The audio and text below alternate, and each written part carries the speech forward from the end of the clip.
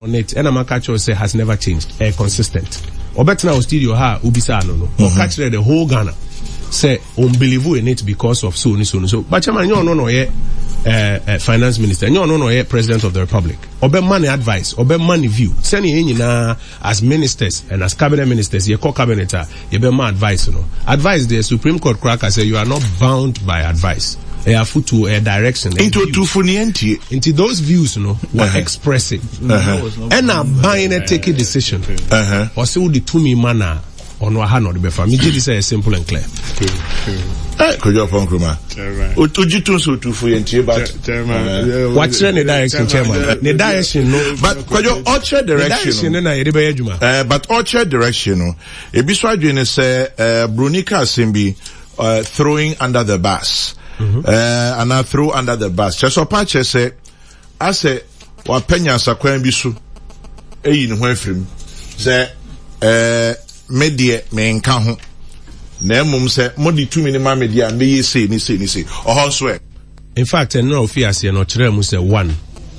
Aban we say, aye adwuma bebre and adwuma no based on advice if he different places by Abanwe Ayejuma, and he's very proud of the advisor, in particular EMT. He's very proud of the advisor, in particular EMT. Ediabua Abanwe. So he goes ahead or outlining Abanwe record any Juma Abanwe Aye.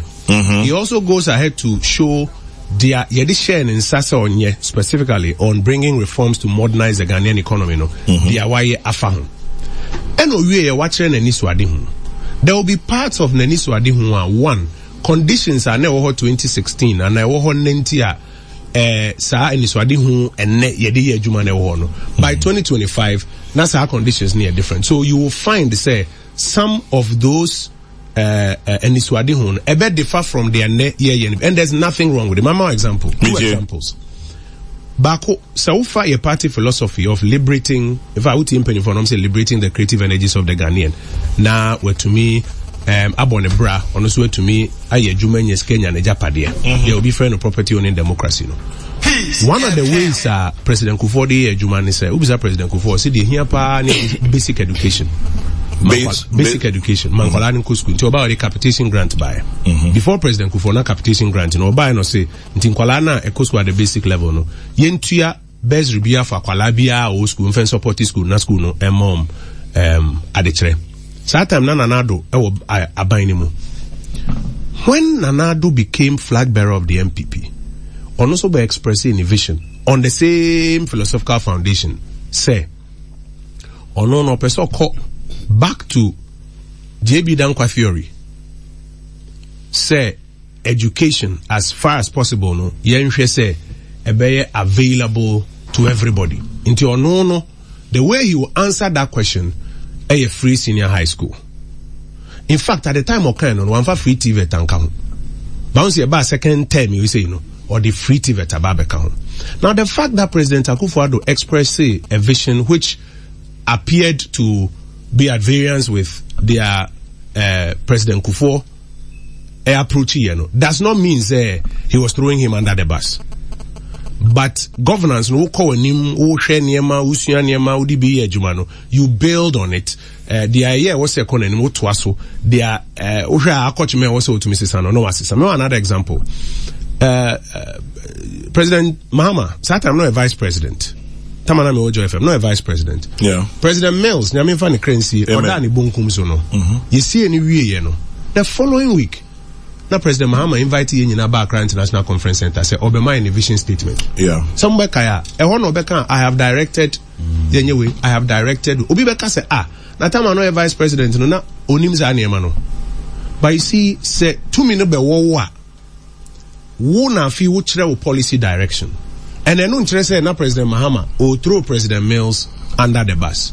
In fact, time or a friend of 3 wise men in Kikaoni adi. Babin E.T. Mensah and Avoka. Yes, Ochinchi Mabaino Sisano. No. It didn't mean say or throw President Mills under the bus. But also none of this were in any direction. And I think that it is clearly understandable. Yes, or a vice president, chairman of the economic management team, or participating in a bino, or you know whom you are buying. But say, se mood the 2 minutes mensa, misumi vision ni. Alhaji Aliu Mahama, no so nya ne baby ko. Opre akonwa no. Yeah. No one vision. But when yentino, ni vision no. Or the co and kind. To ubia ube winning no. Afi also obechere vision. Chairman now tell me last point. We now tell unye chief executive of Despite Media Group. David. Who hosting morning show, who participating in common idea, who offer views be. Maybe a Father Dixon, any kind money idea no. Omo no nyadwin. Any problem. So china doctor. Efro no kaze kwame ejuma no me de sha wonsa. So more. Who say me you feminist? I'm back to media. What remember? Back to media. But any problem. And no so no vision. So I don't think there's any problem with only policy direction. And some parts of it are at variance. One, because circumstances it be different, and two, because also one vision in a direction. I was say man require money pursue. Kojo, what can we in area? Adventure be a buy 15 kunyina and say be a sweet talk. Or kasa miye hu se sebe ono so nano ate na mum ye hwe efiti 2017 eba boa ye hwe ye no bebre wo hwa ye ni so economy for example baby edu no enyina ye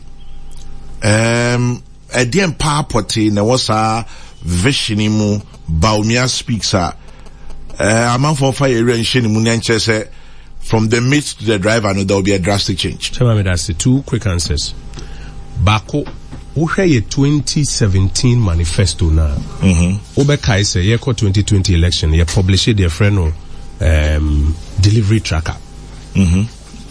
Ye list your promises, ne accounted for it. As at the last check a year, and about 80% of your promises, and 100% no correct.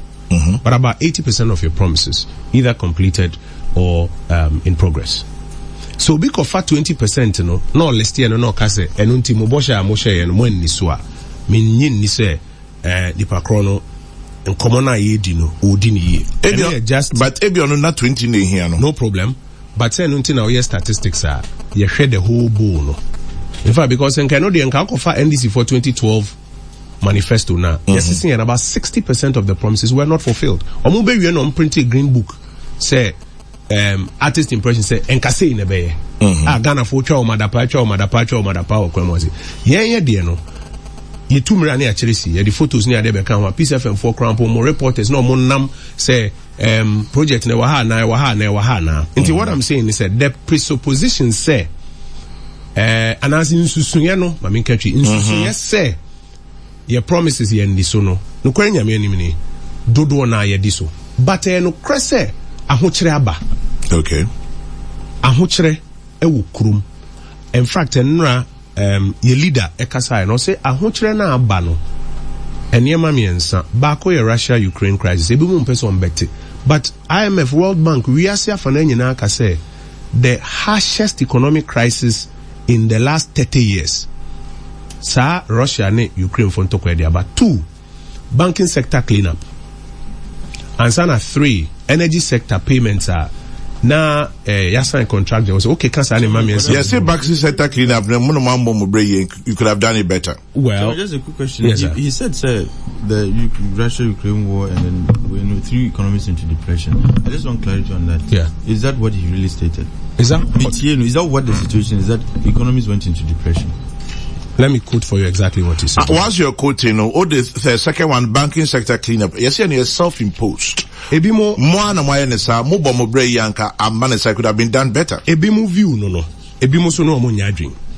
Omo no omo nyadwin no hold the view say dia na wo say aban no eya na oye no.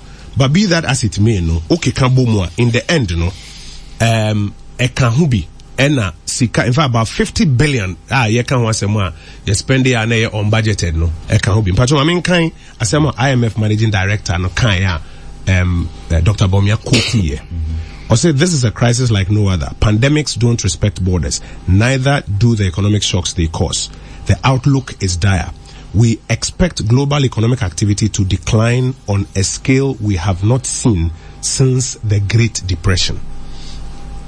But I think I heard him say, economies were in depression before the quotation. No, this is the quotation. Prior to the quotation. Or say. Yeah, I've read you the text. Yeah. But just to proceed. Me too. In the first point, in say, aban ya bono ho modern ya niema bebre. Nemo ma ho kire aba partly because of the esi we are seeing na. In fact, predominantly because of that, and then other niema ba ku mienu a maboboso. Enti ubetumi aje MPP abanye di say ye kase be free secha say ye kase be 1D 1F ye kase be agenda 111 ye of course niema ba ku mienu bi ho a ankoye ye nipa ye nye perfect niema ba ku mienu bi ankoye ye nkyere say about 80% of the promises are fulfilled ye ntontuni. Number 2, ma yenhwe eniema Dr Bawumia ye de share nsa as projects vice president wo project we share supervise this whole digitalization agenda to help transform the Ghanaian economy. Near specifics ne say eniema oka say obeye no otumi ye ya na say wentumi anye na sanyo man enye the same Nanado Aban na the same Nanado Aban, but Nanado Aban no vice president onye information minister say Nanado Aban promises say good mamema an example say Nanado Aban promises say ye be creative arts studios vice president onye tourism minister if in the end no say tourism ministry then to me and deliver a bad in so because who hold the vice president responsible for it, especially when in your constitutional arrangements no only any direct responsibility over it. Me as information minister say what the fan say Abina promises say yebema media house biya 10,000 cedis.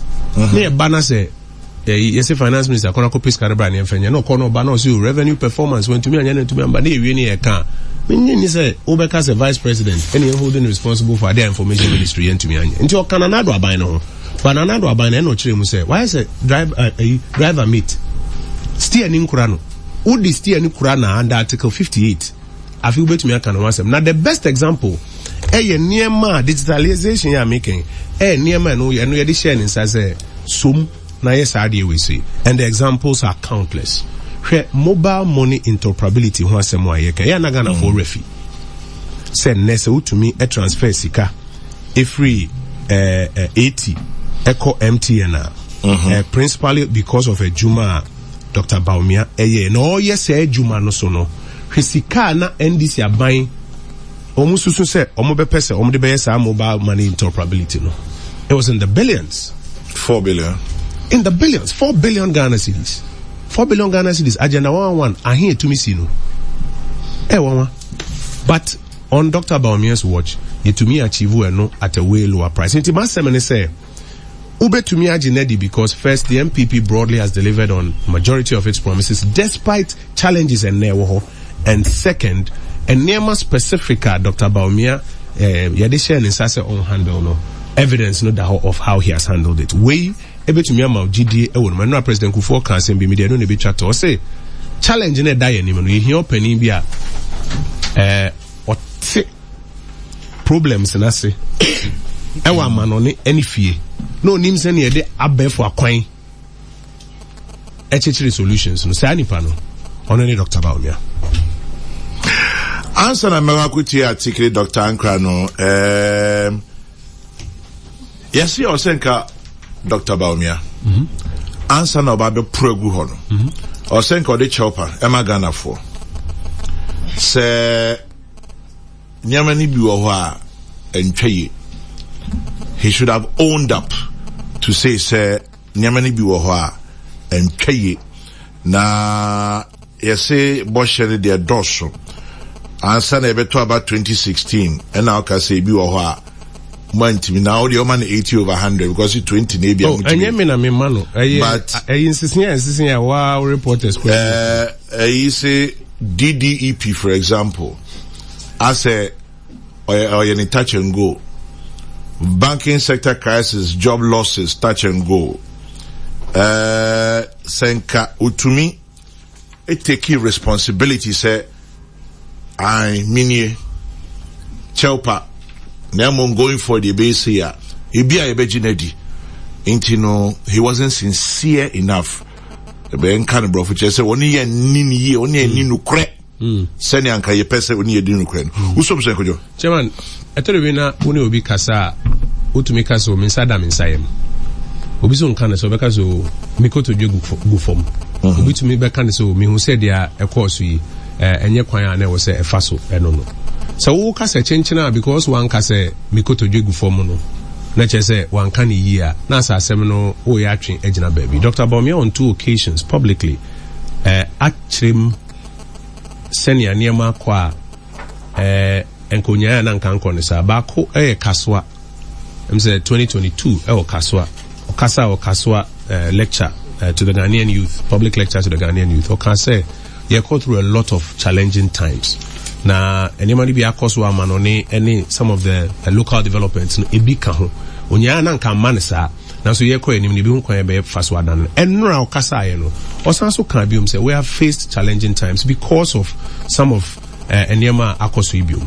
So because I just ordered in Saturn in Sayemo and Bibiana Semino, but he has acknowledged clearly, sir, there are challenges and you're perfect. And that it is important, said, so. Now, baby, you bet to me, take a different path.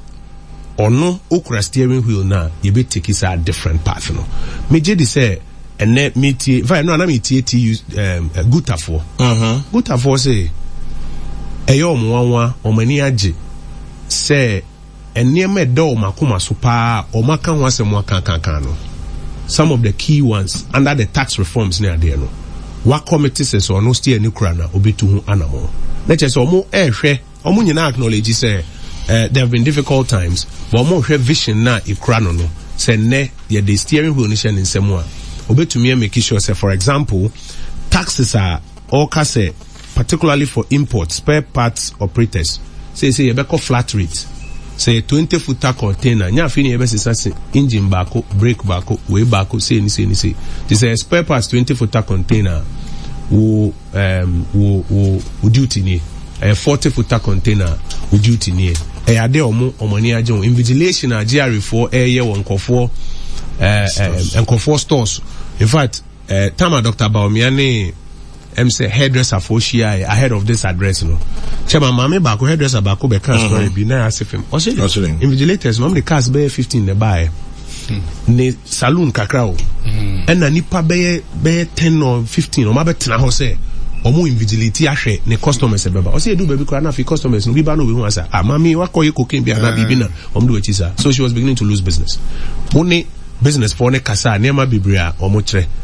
Ode akana de ho so obehwe no aye no ato makoma so omo confidence say de ayede share ne nsa waye a enne so no ye de omani na share ne nsa obetumi adisa enema we say so nti ebi mu be pese omo betwe no ase omo betwe na no asi bone betwe na bo so ne ade but me gidi say dodo na ehwe ne vision no so dodo na so confidence won mu say oyo obi obetumi aye enema aduo no pe a ode egu Ghana fo nyi as president want to solve problems ni na but enema aduo no we o say eda na koma so pese o ye ne de ye ogidi won mu so betumi aye